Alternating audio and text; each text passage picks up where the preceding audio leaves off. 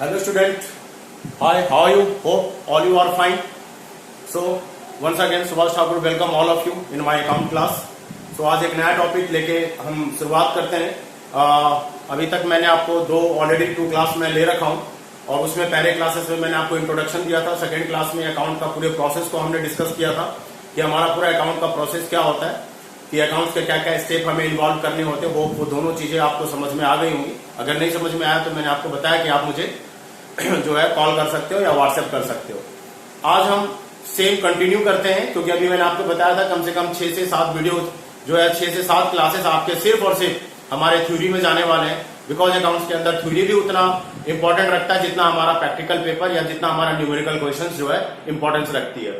So now already हमने जो है लास्ट क्लास में डेफिनेशन बताया था और हमारा डेफिनेशन क्या था कि अकाउंटिंग इज एन आर्ट और system of identifying that is a collecting, recording, classifying, summarising, interpretation of the financial transaction and communicate to the accounting users, और that user are the internal users and the external user. इसका कई बार जो है question जो है 6 marks का भी question जो है टीचर जो है आस्क कर देते हैं लॉन्ग क्वेश्चंस के अंदर, या 3 मार्क्स का भी क्वेश्चन आ सकता है। सो ये एक इंपॉर्टेंट डिस्कशन का टॉपिक है। सो आज हम इसी पे डिस्कशन कर लेंगे कि we have the 2 type of the user, the internal user and the external user. मतलब इसका पहले मीनिंग समझ लो कि अकाउंट क्या है। कहता है कि अकाउंट एक सिस्टम है, वो हमने पढ़ लिया था क्या सिस्टम है, रिकॉर्डिंग करने का, क्लासिफाइंग करने का, समराइज करने का, इंटरप्रिटेट करने का, किन चीजों को, फाइनेंशियल ट्रांजेक्शंस को, and after that communicate to the accounting users. और हम उसको क्या करते हैं, अपने अकाउंटिंग यूजर्स को कम्युनिकेट कर देते हैं। और हमारे जो अकाउंटिंग यूजर्स है, अकाउंटिंग इंफॉर्मेशन, जो हमारे पास अकाउंटिंग इंफॉर्मेशन है, जो हमने अकाउंट्स में बनाया है, सारा अकाउंटिंग सिस्टम को फॉलो अप किया है, उस अकाउंटिंग इंफॉर्मेशन के 2 यूजर्स है। एक है हमारा इंटरनल यूजर्स एंड दूसरा है एक्सटर्नल यूजर्स। तो इसको बहुत पहले क्लियर कर लेते हैं, इंटरनल और एक्सटर्नल क्या होता है। इंटरनल यूजर्स वो होता है which are directly associates with the business. वो पर्सन, वो बंदा जो कि हमारे बिजनेस में डायरेक्टली एसोसिएट्स है, वो उस बिजनेस को कर रहा है, that are the internal users. And external users क्या होता है, the persons who are not directly associates, उसका कोई डायरेक्ट इन्वॉल्वमेंट नहीं है हमारे बिजनेस के अंदर, बट स्टिल उसे भी हमारे अकाउंटिंग इंफॉर्मेशन से लेना देना है या उसे भी हमारे अकाउंटिंग इंफॉर्मेशन में इंटरेस्ट है। तो ऐसा क्यों होता है, अभी आपके माइंड में आ रहा होगा, भाई मेरा बिजनेस है, मुझे इंटरेस्ट होना चाहिए, मेरे एम्प्लॉयज को इंटरेस्ट होना चाहिए, मेरे मैनेजर। थर्ड पर्सन कौन हो जाता है, एक्सटर्नल यूजर, जो हमारे बिजनेस में जो है डायरेक्टली एसोसिएट्स नहीं है, but still he interested in our accounting information. तो उन चीजों को आज हम अभी क्लियर करेंगे बेटा। सबसे पहले हम आते हैं इंटरनल यूजर्स के अंदर। तो इंटरनल यूजर्स के अंदर कौन होता है, सबसे पहले हमारा आता है ऑनर। अगर आपका सोल प्रोप्राइटरशिप बिजनेस है देन ऑनर, अगर पार्टनरशिप बिजनेस है then partners, and if you have a companies then you have a member, share holder जिसे हम कहते हैं। ठीक है, या तो ऑनर, पार्टनर एंड मेंबर्स। नाम से पता चलता है भाई ये क्यों इंटरेस्टेड होंगे आपके बिजनेस में। तो सिंपल बात है, they are interested to knowing the profit earn और the loss incurred by the business.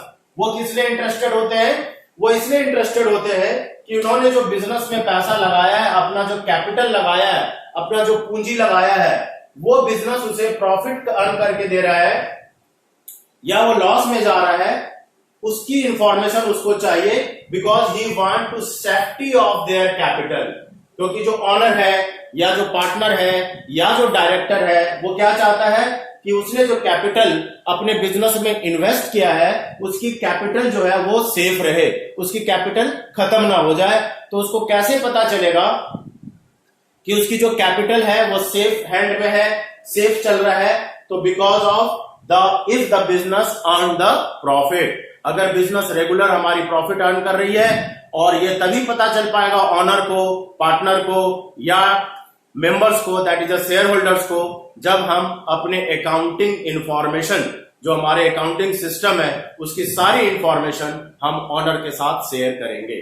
That's why owner then partner और the members are interested to save their capital. So इसलिए उसको जरूरत पड़ती है सेकेंड में हम बच्चे आते हैं मैनेजमेंट। सो मैनेजमेंट में कौन होता है? मैनेजमेंट में होता है managers, CEO that is the company executive officers, directors, ये होते हैं सारे हमारे मैनेजमेंट, जो कि हमारे बिजनेस को पूरा मैनेज करते हैं। Basically you can say the manager, sales manager, purchase manager, ठीक है, कैशियर, ये सब सारे हमारे कैश मैनेजमेंट, ये सारा हमारा मैनेजमेंट का पार्ट होता है। अब मैनेजमेंट को, मैनेजर्स को, डायरेक्टर को, कंपनी एग्जीक्यूटिव ऑफिसर को, इनको क्यों अकाउंटिंग इंफॉर्मेशन की जरूरत पड़ती है? साफ सी बात है कि they all are the person to manage the business. ये सारे के सारे बंदे क्या होते हैं? बिजनेस को मैनेज करते हैं, और इनको टाइम टू टाइम डिसीजंस लेना पड़ता है, एक प्रॉपर डिसीजन लेना पड़ता है, और उस प्रॉपर डिसीजंस को लेने के लिए उसे अकाउंटिंग इंफॉर्मेशन की जरूरत पड़ती है। इसलिए हमें उन्हें भी अपनी अकाउंटिंग इंफॉर्मेशन शेयर करना पड़ेगा, कम्युनिकेट करना पड़ेगा।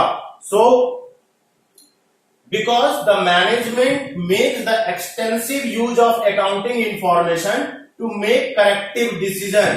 What?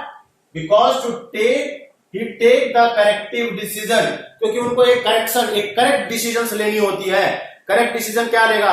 कंपनी जो अकाउंटिंग इंफॉर्मेशन है उन्हें सारा कुछ बता देता है कि हमारे पास स्टॉक इतना रह गया, हमने इतने महंगे में मटेरियल खरीदा या इतने सस्ते में हमने सामान को बेचा। ये सारी इंफॉर्मेशन जो है अकाउंट से हमें मिल जाती है। सो मैनेजमेंट को हेल्प करता है हमारी accounting information to make the corrective decision like the selling price, cost control and reductions and investment into the new projects. ये सारी चीजें मैनेजमेंट को हेल्प करता है कि कैसे कॉस्ट को रिडक्शन किया जाए, कैसे नया इन्वेस्टमेंट, अगर कंपनी के पास ज्यादा प्रॉफिट आ रहा है, ज्यादा अर्निंग हो रही है, तो फिर उस अर्निंग में से, उस पैसे में से नया इन्वेस्टमेंट कैसा किया जाए, किस इन्वेस्टमेंट में, किस प्रोजेक्ट में पैसा इन्वेस्ट किया जाए। And this is only possible if the accounting information, जब हम उनके साथ, अपने मैनेजमेंट के साथ, अपने मैनेजर के साथ कम्युनिकेट करेंगे। ठीक है। So because for the corrective decisions के लिए। थर्ड हमारा कौन आता है बच्चे? थर्ड हमारा आता है employees and the workers. Employees and the worker. अब यहां पे एक बात आता है, पढ़ाते वक्त कई बार मेरे से बच्चे पूछ लेते हैं, सर मेरा बिजनेस है, मैं बिजनेस कर रहा हूं, मुझे तो प्रॉफिट और लॉस पता होना चाहिए।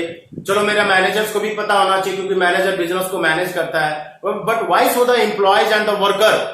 एम्प्लॉयज एंड वर्कर, वर्कर का काम है फैक्ट्री में काम करना, उसे हमारे अकाउंटिंग इंफॉर्मेशन से क्या लेना देना है? भाई हम क्या कर रहे हैं, नहीं कर रहे हैं, उसको क्या लेना देना है? So no, even your employees and the worker, वो आपको पता होना चाहिए। जो लो लेवल ऑफ मैनेजमेंट होता है, जो लोअर ग्राउंड पे काम करता है, वही सारे के सारे बिजनेस को आगे एक्सपैंड करता है।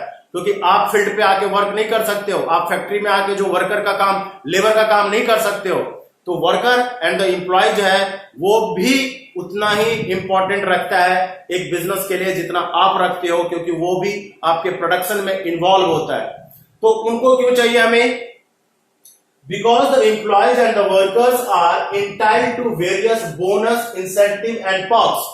उनको क्या मिलता है? वेरियस बोनस मिलता है, इंसेंटिव्स मिलता है, पर्क्स मिलता है। तो आप उनको अकाउंटिंग इंफॉर्मेशन शेयर करोगे तभी तो फिर उनको बोनस इंसेंटिव्स मिलेगा। जैसे आप सोचो, आप अपने एम्प्लॉयज को कहना चाहोगे, नहीं भैया प्रॉफिट तो हो नहीं रहा है, बिल्कुल लॉस में जा रहा है हमारा बिजनेस, किस चीज का बोनस, किस चीज का कमीशन, अभी बहुत हालात खराब है। तो आपको अकाउंटिंग इंफॉर्मेशन शो करना पड़ेगा। ऐसा नहीं है, अगर आपके अकाउंटिंग इंफॉर्मेशन आपको एम्प्लॉयज को लगता है कि नहीं आप सही में दिखाओ, yes the company suffer the loss, तो आपको कुछ नहीं करेंगे। बट अगर आप प्रॉफिट में हो, आपका बिजनेस बहुत अच्छा अगर फ्रूटफुल जा रहा है, तो उनको भी उनके कमीशंस, उनके बोनस वगैरह उनको मिलना चाहिए। That's why employees and the workers also interested to the accounting information. उनको भी हमें हमारे अकाउंटिंग इंफॉर्मेशन में जो है इंटरेस्ट होता है। सो इस तरीके से हमने देखा ये हमारे इंटरनल यूजर्स हैं। तो इंटरनल यूजर्स कौन कौन है? Who directly associate to the business, जो कि डायरेक्टली हमारे बिजनेस में एसोसिएट्स होता है, और वो ऑनर होता है, सेकेंड में मैनेजमेंट होता है, और थर्ड में एम्प्लॉयज एंड वर्कर होता है। ठीक है बच्चे, अब हम आगे करेंगे एक्सटर्नल यूजर। एक्सटर्नल यूजर का मीनिंग क्या होता है? The person who are not directly involve, not directly associates to the our business, जो हमारे बिजनेस में हमारे डायरेक्ट एसोसिएट्स नहीं है, फिर भी हम उसको अपने अकाउंटिंग इंफॉर्मेशन शेयर करेंगे। क्यों शेयर करेंगे? लेट्स डिस्कस करते हैं वन बाय वन। सो हमारा जो सबसे पहले एक्सटर्नल यूजर्स के अंदर आता है वो कौन आता है? That are the bank and the financial institution. ठीक है, अब देखो बैंक एंड फाइनेंशियल इंस्टीट्यूशंस को आपके बिजनेस से क्या लेना देना है? आपके बिजनेस में डायरेक्टली एसोसिएट्स नहीं है, but still bank and financial institution को हमें हमारी अकाउंटिंग इंफॉर्मेशन कम्युनिकेट करनी पड़ती है। क्यों कम्युनिकेट करनी पड़ती है? सबसे पहला तो ये पॉइंट है कि जो बैंक एंड फाइनेंशियल इंस्टीट्यूशन है उसमें आपका जो बिजनेस का अकाउंट होगा उसमें आप बहुत वेरियस तरह के ट्रांजेक्शन्स कर रहे होंगे। प्लस इन फ्यूचर अगर आपको बैंक से अगर कोई लोन चाहिए, बैंक से कोई ओवरड्राफ्ट फैसिलिटी चाहिए, जिसे ओडी फैसिलिटी कहते हैं, ठीक है, तो बैंक जो होता है वो आपके अकाउंटिंग इंफॉर्मेशन के बिहार पे, आपके अकाउंटिंग इंफॉर्मेशन के बेसिस पे ही आपको जो है लोन की सर्विसेज, ओवरड्राफ्ट की फैसिलिटी की सर्विसेज आपको प्रोवाइड करा सकती है। So because the bank provides the loans and the overdraft facility, they watch the performance of business. वो बिजनेस का जो है बिल्कुल परफॉर्मेंस को वॉच करते रहती है। और बिजनेस का परफॉर्मेंस कैसे वॉच करेगी? आके घर पे आपके बिजनेस में तो आके बैठेगी नहीं, वो तो देखेगी नहीं कि सेल कर रहे हो या परचेज कर रहे हो, तो उनको कैसे पता चलेगा आपके बिजनेस के performance? And this is due to the only of the our financial statement. जो हम फाइनेंशियल स्टेटमेंट प्रिपेयर कर रहे हैं, और हमने देखा कि फाइनेंशियल स्टेटमेंट जो है वो हमारा वन डे वर्क नहीं है, ये पूरा प्रोसेस है। फाइनेंशियल स्टेटमेंट बनता है ट्रायल बैलेंस से, ट्रायल बैलेंस बनता है बहुत सारे लेजर से, और लेजर बनता है जनरल से। So performance of business to ensure the safety and recovery of their loans, क्योंकि वो लोन्स एंड ओवरड्राफ्ट फैसिलिटी आपको दे रही है, तो अपने पैसे की सिक्योरिटी एंड रिकवरी का वो बिल्कुल सिस्टम एंड वे देखेगी। That's why bank is also interested for your accounting information. Then the investors and the potential investors. ठीक है, इन्वेस्टर्स कौन होता है? इन्वेस्टर वो पर्सन होता है जो आपके बिजनेस में इंटरेस्ट दिखाता है, ऐसा उसको लगता है कि आपके बिजनेस के अंदर अच्छा काम चल रहा है, आपका बिजनेस काफी अच्छा ग्रोथ कर रहा है, और आप जो अभी जो ट्रेंड कर रहे हो, आप अभी ट्रेडिंग में हो, ठीक है, ट्रेंडिंग में हो, तो वो फिर आपके बिजनेस में इंटरेस्टेड होगा इन्वेस्ट करने के लिए। ठीक है, so investors the risk to invest, so they rely on accounting information available to them, because he is the outsider, he is not involve in your business. वो आपके बिजनेस में इन्वॉल्व नहीं हो रहा है, आपके बिजनेस में डायरेक्टली जो है एसोसिएट्स नहीं हो रहा है, उसने सिर्फ आपके बिजनेस में पैसा इन्वेस्ट करना है। तो जो पैसा इन्वेस्ट करेगा वो कैसे वो बिलीव करेगा या कैसे वो मानेगा कि हाँ भाई कि आपके बिजनेस में जो पैसा इंफॉर्मेशन किया जाए, मैंने पैसा इन्वेस्ट किया जाए, so they rely on your accounting information. वो आपके अकाउंटिंग इंफॉर्मेशन पे डिपेंड हो जाता है। That's why we communicate the our accounting information to the investors and potential investors also. So bank and financial institution, then the investors, then the creditors. देखो बेटा, ये जो वर्ड है क्रेडिटर्स, ये मैं आपको बाद में एक्सप्लेन करूंगा, अभी फिलहाल हम यहाँ पे समझ लेते हैं। क्रेडिटर वो होता है जो हमारे बिजनेस में हमें उधारी में सामान सप्लाई करता है। बाकी बिल्कुल जो ये वर्ड है बिल्कुल अच्छे तरीके से आपको समझा दूंगा।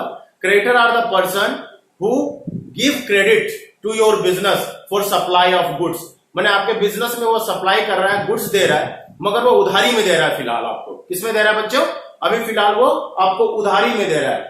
तो अगर वो उधारी में देगा तो उसको भी आपके बिजनेस का इंफॉर्मेशन चाहिए। वो ये देखना चाहेगा कि आपके बिजनेस की क्रेडिट वर्दीनेस कितनी है, माने आपकी पेइंग कैपेसिटी कितनी है, कि आप जो है अपने क्रेडिटर्स को पेमेंट टाइम टू टाइम कर पा रहे हो कि नहीं कर पा रहे हो। बिकॉज अकाउंटिंग इंफॉर्मेशन में सारी चीजें होती हैं, डेटर से कितना पैसा आ रहा है, क्रेडिटर को कितना पेमेंट जा रहा है, सप्लायर को हम टाइम टू टाइम कितना पेमेंट कर रहे हैं। This all are information recorded in our the books of accounts, so that creditor is also interested because who supply the goods and services in credit basis before granting credit, they ensure the credit worthiness of business.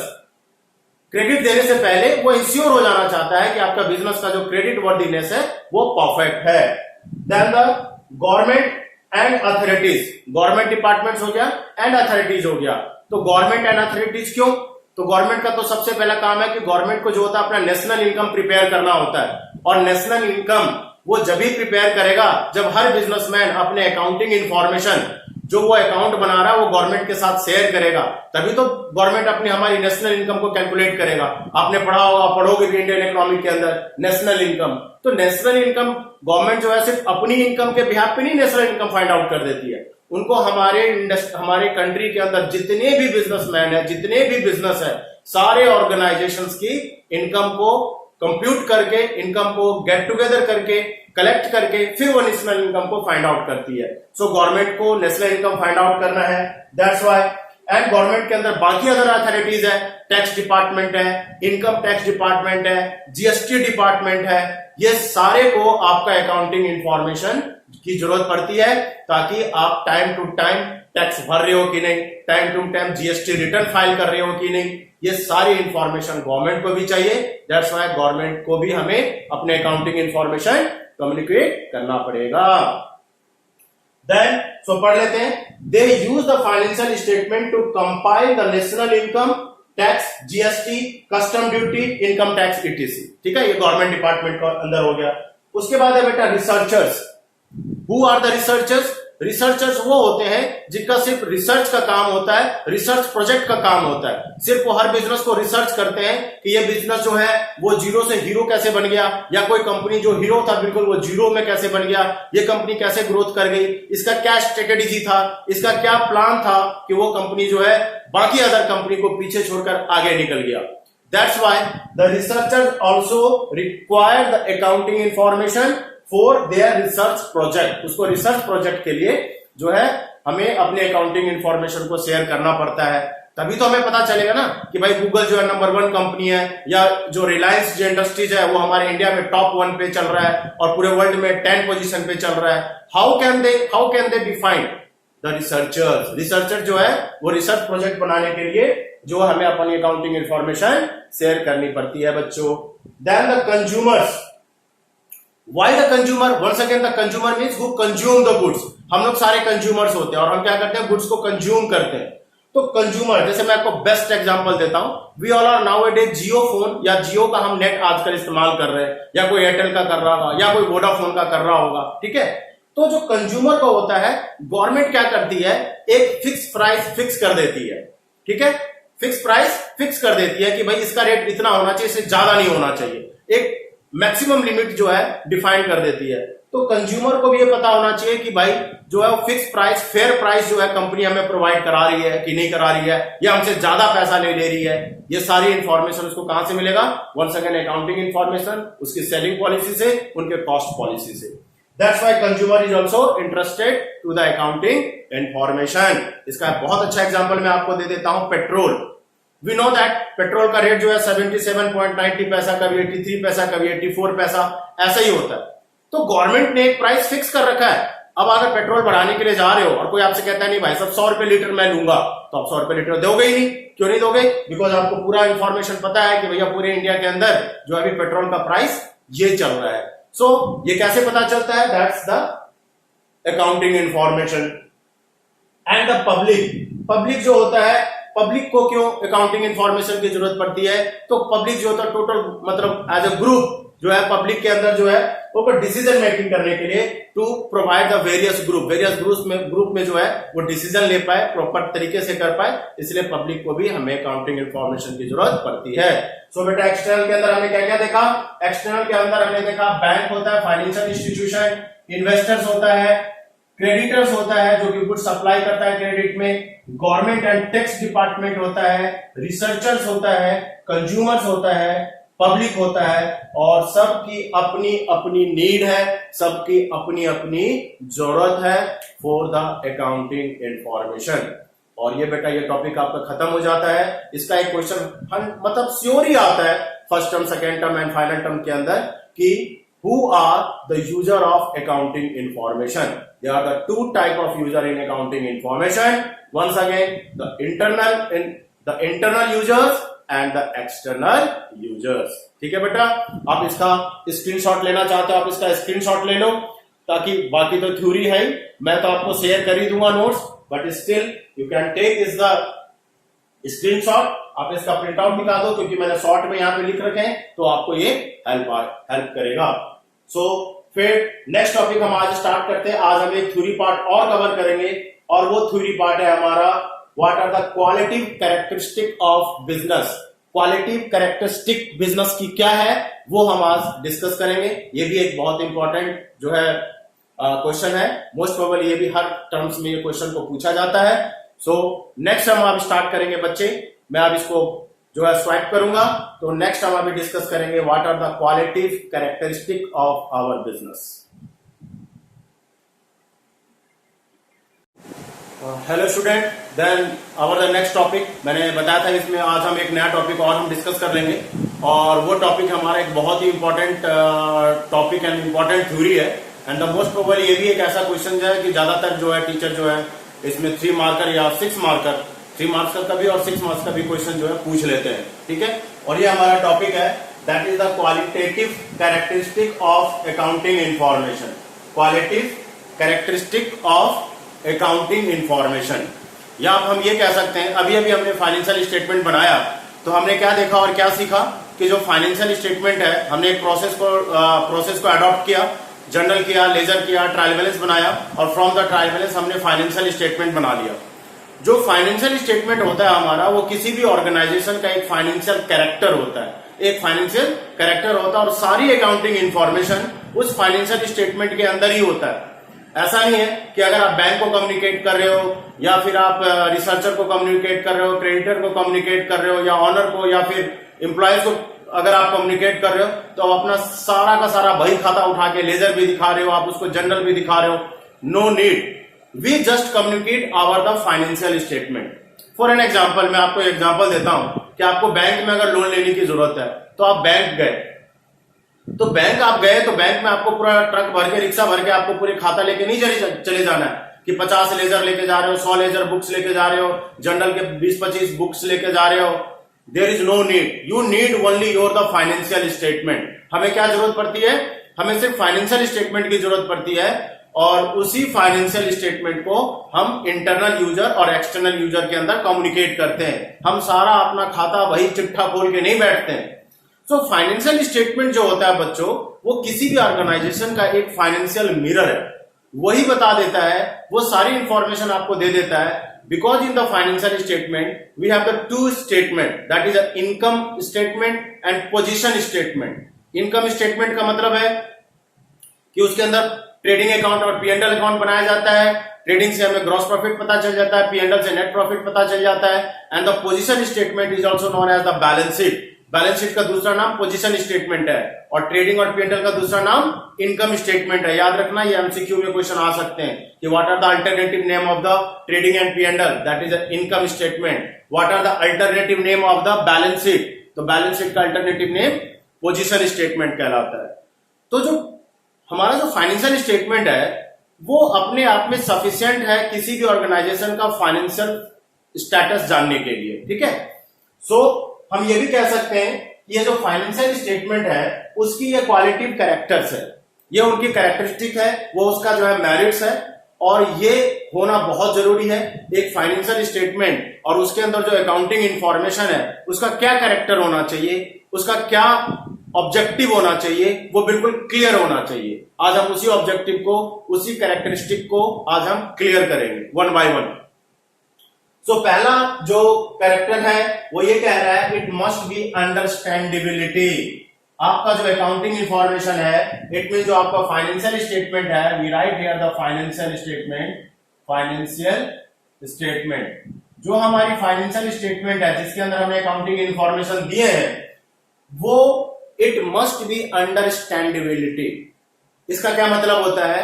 आपने जो information अपने statement में दिया है वो उस वे में होना चाहिए जो कि इजीली समझ में आ जाए यूजर्स को, और यूजर इंटरनल एक्सटर्नल दोनों हो सकता है, उससे हमें कोई इशू नहीं है।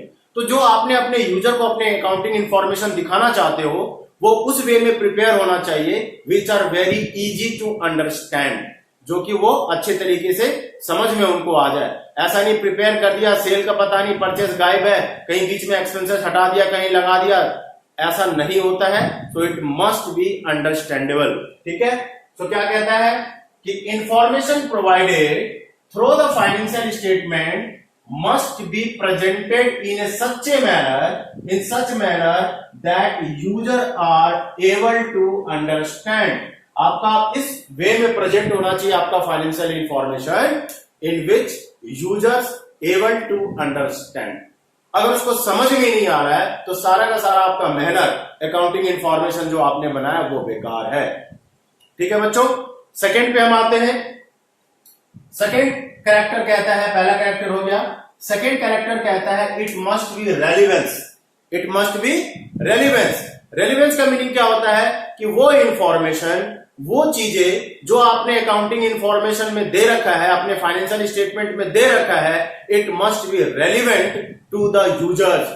जो यूजर्स है उसके रेलिवेंट होना चाहिए, उससे रिलेटेड होना चाहिए, ठीक है। ऐसा नहीं है कि जो आपने इंफॉर्मेशन दिया वो यूजर से बिल्कुल हटके है। फॉर एन एग्जाम्पल, हमारा जो काम है, सपोज कि हमारा काम जो है वो कपड़े का काम है, हम कपड़े का काम कर रहे हैं और जो उसका यूजर है वो ऑनर है, मैनेजर है, ठीक है, एम्प्लॉयज है या गवर्नमेंट है। हम कपड़े का काम कर रहे हैं और जूते का बैलेंस शीट बना के दे देंगे, चलेगा क्या? बिल्कुल नहीं चलेगा। That's why it must to relevant to your business and relevant to the users. जो यूजर को आप अपनी अकाउंटिंग इंफॉर्मेशन शो करना चाहते हो, वो information must be related, must be relevant to your business and relevant to your users, ठीक है। तो ये हमारा दूसरा इंपॉर्टेंट पॉइंट हो गया कि related to accounting information relevant to users. जिसके लिए बना रहे हो भाई उसका काम भी आना चाहिए। कपड़े का काम है, जूते का बैलेंस शीट नहीं चलेगा। कपड़े का काम है, कपड़े का ही बैलेंस शीट, कपड़े का ही इनकम स्टेटमेंट होना चाहिए। ऐसा नहीं कि जूते का बैलेंस शीट अकाउंटेंट जो है जूते का बैलेंस शीट बना के दे रहा है। So it must be clear. Now the third point is, third character is it must be reliability. Reliability का बच्चे यहां पे क्या मीनिंग है? Reliability. Reliability means it must be reliable, it must to reliable to your business, reliable to your organization. आप जो है इसके अंदर रिलायबिलिटी होनी चाहिए। रिलायबिलिटी मतलब ईमानदारी होना चाहिए, रिलायबल होना चाहिए, ईमानदार होना चाहिए। ऐसा नहीं है कि सेल कुछ और है, दिखा हम कुछ रहे, बैंक से लोन लेना है, सेल 5 लाख रुपए का, दिखा रहे 5 करोड़ रुपए का। सो इस तरह का फाइनेंशियल स्टेटमेंट, इस तरह का अकाउंटिंग इंफॉर्मेशन नहीं चलेगा। इट मस्ट बी रिलायबल, ईमानदारी मेंशन होना चाहिए, ठीक है। सो क्या कहता है हमारा कि accounting information must be reliable, it must B free from personal bias, free from personal bias. Personal commits नहीं होनी चाहिए उसके अंदर कि ऐसा हो जाएगा, ऐसा कर देंगे तो इतना प्रॉफिट आ जाएगा, इस तरह का कोई पर्सनल बायस नहीं होना चाहिए। It must B verifiable, verifiable objects होना चाहिए। इट मीन्स रिलायबल क्यों मैं आपको बार बार कह रहा हूं कि ईमानदारी होना चाहिए। या आप सेल ज्यादा कर रहे हो और गवर्नमेंट को टैक्स चोरी करने के लिए, जीएसटी चोरी करने के लिए जो है उसके अंदर जो है आप इंफॉर्मेशन जो है छुपा रहे हो, तो जिस दिन गवर्नमेंट ने या टैक्स डिपार्टमेंट ने आप पे छापा मारा तो कम से कम जो चीजें आपने करा है वो वेरीफाइबल होना चाहिए, मतलब वेरीफाइड होना चाहिए। यस, कि हमने इतना ही का सेल किया, हमने इतना ही का परचेज किया और हमने इतना जीएसटी ऑलरेडी पे कर दिया, इतना जीएसटी मेरा अभी बैलेंस है। अगर वो रिलायबल नहीं है, अगर आपकी चोरी कहीं से पकड़ी गई, कहीं से और कुछ पता चला कि आपने बैंक का स्टेटमेंट, बैंक का बैलेंस कुछ और दिखाया, कैश बैलेंस कुछ और दिखाया, सेल का कुछ और बैलेंस दिखा दिया, तो आपकी खैर नहीं है। टैक्स डिपार्टमेंट वाले फिर किसी लेवल पे नहीं छोड़ते हैं। सो इट मस्ट बी रिलायबल। आपका जो फाइनेंशियल स्टेटमेंट है, आपको जो अकाउंटिंग इंफॉर्मेशन है, जो आप कम्युनिकेट कर रहे हो, इट मस्ट बी रिलायबल, ईमानदारी होनी जरूरी है। नेक्स्ट हमारा बेटा लास्ट हमारा जो इसका जो कैरेक्टर है, दैट इज द कंपैरेटिबिलिटी, कि हमारा अकाउंटिंग इंफॉर्मेशन इस वे में प्रिपेयर होना चाहिए, ऐसा होना चाहिए कि हम उसको कंपेयर कर पाए। कंपेयर कर पाए का मतलब आपने अपना अकाउंटिंग इंफॉर्मेशन बनाया है, आप अपने फर्म टू फर्म, माने पिछले साल आपकी क्या पोजीशन थी, इस साल क्या पोजीशन है, कम से कम आप कंपेयर कर पाओ, या क्वार्टरली कंपेयर कर पाओ कि भैया फर्स्ट 3 मंथ्स में हमारी सेल और हमारा जो रेवेन्यू है ये इतना था, सेकेंड हाफ क्वार्टर में हमारी जो रेवेन्यू है, सेल है, वो डिक्रीज हो रही है या इंक्रीज हो रही है, तो आप कंपैरिजन कर पाओ। और कंपैरिजन किसके लिए? For the decision making. Decision making के लिए कंपैरिजन करना पड़ता है। डिसीजन मेकिंग के लिए हमें कंपैरेटिबिलिटी चाहिए फाइनेंशियल इंफॉर्मेशन के अंदर। फाइनेंशियल इंफॉर्मेशन मतलब अकाउंटिंग इंफॉर्मेशन के अंदर, कि आप उसको कंपेयर कर पाओ to take the proper decisions. And so the user should be able to compare the accounting information of an enterprises of the periods either intra-firm comparison. What do you mean by the intra-firm comparison? Intra-firm comparison का मतलब within the organization. क्या बेटा? Within the organization. आप अपने organization के अंदर ही one period to another period को आप compare कर पाओ. And for the inter-firm comparison. Inter-firm comparison का मतलब है कि सिर्फ आप अपने ऑर्गेनाइजेशन का ही मत देखो, आप अदर ऑर्गेनाइजेशन के साथ भी कंपेयर करो। अगर सेम टाइप ऑफ इंडस्ट्री है, अगर आपका मोबाइल का काम है, जैसे मैंने आपको बताया था मिस्टर ठाकुर मोबाइल का बिजनेस, ये चलता रहेगा हमारे अकाउंट्स के अंदर 11th के अंदर, कि मिस्टर ठाकुर ने जो है मोबाइल का बिजनेस स्टार्ट किया था, सारे फाइनेंशियल इंफॉर्मेशन तैयार किया, अकाउंटिंग इंफॉर्मेशन दे दिया। It must be comparability between the on organisation, खुद के ऑर्गेनाइजेशन के अंदर वो देखेगा कि फर्स्ट क्वार्टर में क्या था उसकी सेल, उसकी क्या रेवेन्यू थी, सेकेंड क्वार्टर में उसकी सेल्स या उसके रेवेन्यू या उसके एक्सपेंसेस क्या था, सेल्स रेवेन्यू एक्सपेंसेस इंक्रीज हो रहा है डिक्रीज हो रहा है, and not for the on organization also it's compare to the other also, कि भाई सेम बिजनेस सेम चीजें सेम लोकेलिटी में हम दोनों बंदे काम कर रहे हैं, उसकी रेवेन्यू ज्यादा है, उसकी इनकम ज्यादा है, बट मेरी इनकम कम है या मेरी इनकम ज्यादा है, हम एक कंपैरिजन कर पाए। That's why we need this is one of the important qualitative characteristic of accounting information और the qualitative characteristic of financial statement. बेटा इन 4 वर्ड को समझाने के लिए मैंने एक स्टोरी, एक छोटा सा एक स्टोरी बना रखा है, वो स्टोरी मैं आपके साथ शेयर करता हूं, वो स्टोरी मैं आपको बता देता हूं। तो ये जो वर्ड है आपके, ये जो 4 वर्ड आपके लिखे गए हैं, ये 4 वर्ड आपको समझ में आ जाएगा। इसको समझाने के लिए, इस पूरे टॉपिक को समझाने के लिए एक स्टोरी बना रखा है मैंने, वो स्टोरी मैं आपके साथ शेयर करता हूं। स्टोरी क्या है कि माई सेल्फ सुभाष ठाकुर, मैं सुभाष ठाकुर हूं एंड ठाकुर एंड मोबाइल मेरा बिजनेस है, ठीक है। और मैं बिजनेस के काम से ही मैंने बिजनेस एक्सपेंड किया और बिजनेस के काम से ही मैं चाइना चला गया। फिलहाल तो नहीं गया और फिलहाल जा भी नहीं सकता हूं, ठीक है। तो मेरी स्टोरी जो है, मैंने बताया स्टोरी है मतलब बैक पीरियड है, बैक पीरियड में अभी तो चाइना ना मैं जाऊंगा ना आपको जाने के लिए बोलूंगा फिलहाल। सो मिस्टर ठाकुर जो है वो चाइना गए, चाइना जाते ही, ठीक है, चाइना गए। देखो स्टोरी बनाया मैंने आपको इसको वर्ड को समझाने के लिए कि चाइना गए और चाइना में मिस्टर ठाकुर को भूख लगा, बड़ी तेज भूख लगी। तो बड़ी तेज भूख लगी तो मिस्टर ठाकुर कहां जाएंगे, कोई ना कोई रेस्टोरेंट वहां पे सर्च करेंगे। इंडियन और फॉरेनर तो बाद में देखेंगे, बट वो एक रेस्टोरेंट सर्च करेंगे और रेस्टोरेंट में पहुंच गए। जैसे वो रेस्टोरेंट में पहुंचे, बैठे, बैठने के बाद वेटर उनके पास आता है। वेटर आते ही उनको एक मेन्यू कार्ड देता है और मिस्टर ठाकुर मेन्यू कार्ड को पढ़ना चालू कर देते हैं। वो जैसे ही मेन्यू कार्ड को पढ़ना चालू करते हैं, उसमें सारे के सारे जो रिटन था वो चाइनीज लैंग्वेज में था। और आपको पता है चाइनीज लैंग्वेज कुछ नहीं समझ में आता, तो मिस्टर ठाकुर को भी कुछ समझ में नहीं आया कि लिखा क्या है।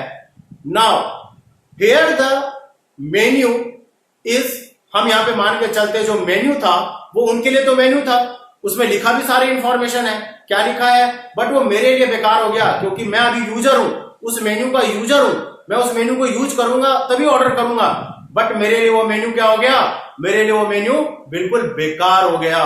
बिकॉज क्या लिखा है मुझे कुछ समझ में नहीं आ रहा है, कुछ भी समझ, ना तो प्राइस समझ में आ रहा है, ना उसके जो है आइटम है जो मेन्यू में लिखा हुआ है, क्या डिशेस लिखी हुई है, मुझे कुछ भी नहीं समझ में आ रहा है। दैट्स मीन्स मिस्टर ठाकुर के लिए वो मेन्यू बेकार हो गया जो कि मेन्यू था। That is the first step, understandability. ठीक है, ये अंडरस्टैंडेबिलिटी होनी जरूरी है। जो इंफॉर्मेशन देख रखे हो वो यूजर को समझ में आना चाहिए। मैं वहां यूजर हूं, मुझे समझ में नहीं आ रहा, ठीक है। सो अब मैंने क्या किया, वेटर को बुलाया एंड वेटर को सेकेंड टाइम बोला, भाई ये काम नहीं चलेगा, मुझे इंग्लिश मेन्यू ला के दो या हिंदी मेन्यू ला के दो। ऑब्वियस सी बात है, हिंदी मेन्यू तो होगा नहीं। देन सेकेंड टाइम वेटर ने मुझे क्या किया, सेकेंड टाइम वेटर ने मुझे इंग्लिश मेन्यू ला के दिया। अब इसके आगे बढ़ने से पहले मिस्टर ठाकुर का थोड़ा कैरेक्टर बता देता हूं। He is the Indian, mister Thakur Indian है and he is the pure vegetarian. वो प्योर वेजिटेरियन भी है, ये ध्यान रखना, तभी स्टोरी समझ में आएगा। तो मिस्टर ठाकुर ने सेकेंड टाइम पे वेटर को बुलाया और वेटर को बोला कि भाई मुझे इंग्लिश मेन्यू ला के दो। नाउ वेटर इंग्लिश मेन्यू लेके आ रहे हैं। अब मिस्टर ठाकुर पूरे के पूरे मेन्यू को रीड कर रहे हैं। अब उनको सारी बातें समझ में आ रहा है कि उसके अंदर क्या लिखा हुआ है। सो अंडरस्टैंडेबिलिटी, अब वो पढ़ सक रहे हैं। मिस्टर ठाकुर यूजर है वहां पे, अब वो पूरे मेन्यू को आराम से पढ़ पा रहे हैं क्या क्या लिखा हुआ है। सो पहला स्टेप उनका क्लियर हो गया, उनको समझ में आ रहा है कि उसके अंदर क्या क्या लिखी हुई है। बट जैसे वो मेन्यू पढ़ रहे हैं, सारा मेन्यू पढ़ डाला उन्होंने।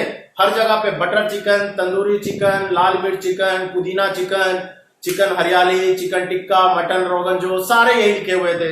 एंड वो तो सांप केचुआ भी खाते हैं, ठीक है। दैट मीन्स एक भी वेजिटेरियन डिश वहां पे नहीं लिखा हुआ था। And mister Thakur is a pure vegetarian, वो प्योर वेजिटेरियन है।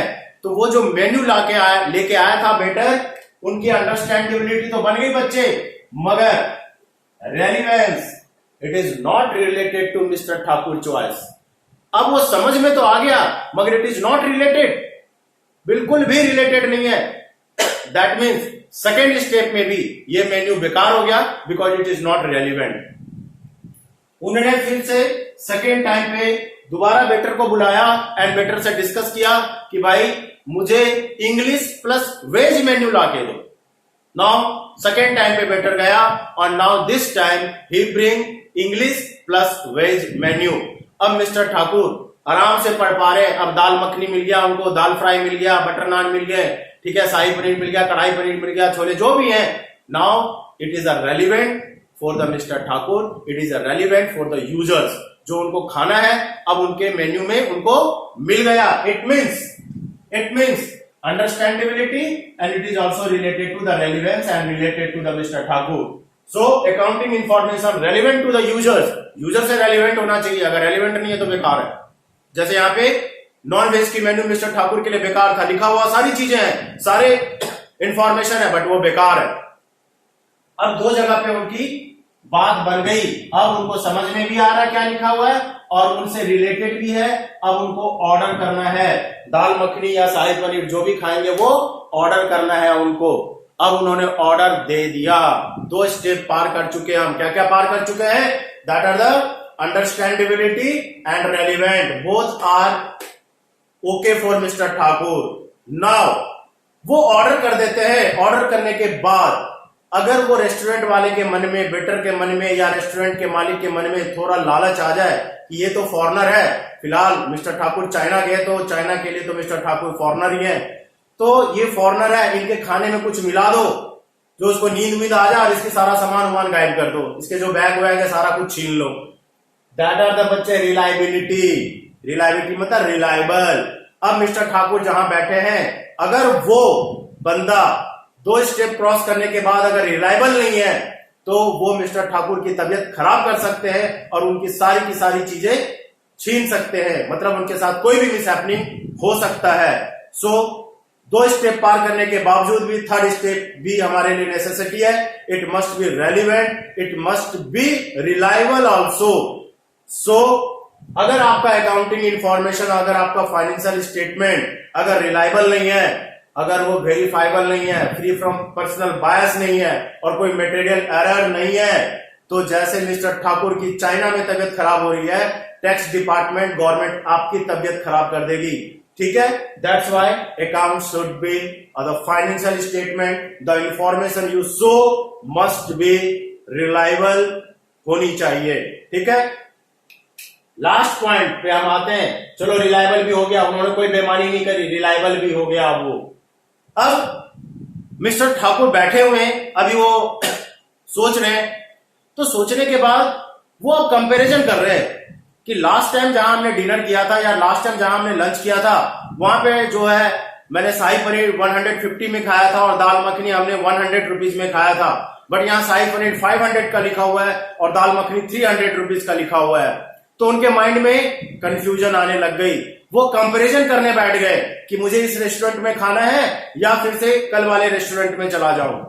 That are the compatibility. जरूरी नहीं है कि उठ के भागी जाएंगे, अरे यार बहुत महंगा है, उनके माइंड में ये भी आ सकता है वहां ओके था, यहां खा के देखते शायद मजा आ जाए, ठीक है, पैसे ज्यादा है बट टेस्ट करके देखते शायद ज्यादा है। वो हाँ भी कर सकते हैं या फिर वो डिसीजन ना भी कर सकते हैं, नहीं महंगा है उसी रेस्टोरेंट में चलते हैं। सो आपका फाइनेंशियल स्टेटमेंट कहां पे काम आता है? फॉर द कंपैरिजन, कंपैरेटिबिलिटी के लिए भी वर्कआउट करता है। डिसीजन मेकिंग के लिए, कंपैरिजन का मतलब क्या है? For the decision making. Decision making के लिए हमारा जो अकाउंटिंग इंफॉर्मेशन है, हमारा जो फाइनेंशियल स्टेटमेंट है, it works. So this is the qualitative characteristic of the accounting information. बच्चों, ये मैंने आपको डिस्कस किया, ये बहुत ही इंपॉर्टेंट थ्योरी है, मैंने इसको एक स्टोरी के थ्रू समझाने की कोशिश करा है कि मिस्टर ठाकुर थे वो चाइना गए थे और क्या क्या उनके साथ हुआ, वैसे ही आप इनको याद कर सकते हो। So accounting information, financial statement must be understandability to each accounting users, it must be relevant to the users, it must reliable होना चाहिए and it must be comparativity भी होनी चाहिए। ठीक है बच्चों। सो अब नेक्स्ट क्लास में हम कुछ और नया टॉपिक लेके और most probably objective of the accounting, limitation of the accounting, एक दो टॉपिक और होंगे जो कि नेक्स्ट क्लास में हम पहला चैप्टर कंप्लीट कर देंगे। सो नेक्स्ट क्लास में हम मिलते हैं फिर कुछ नए टॉपिक लेके, कुछ नए इंफॉर्मेशन लेके। तब तक आप इन्हें स्टडी करो। आप इसका स्क्रीनशॉट ले सकते हो बच्चे, ताकि आपका काम है, आप इसका प्रिंट आउट ले सकते हो क्योंकि ये इजी लैंग्वेज में लिखे हुए हैं। सो आपको ये हेल्प कर सकता है। So we will meet on the next class. Till then bye.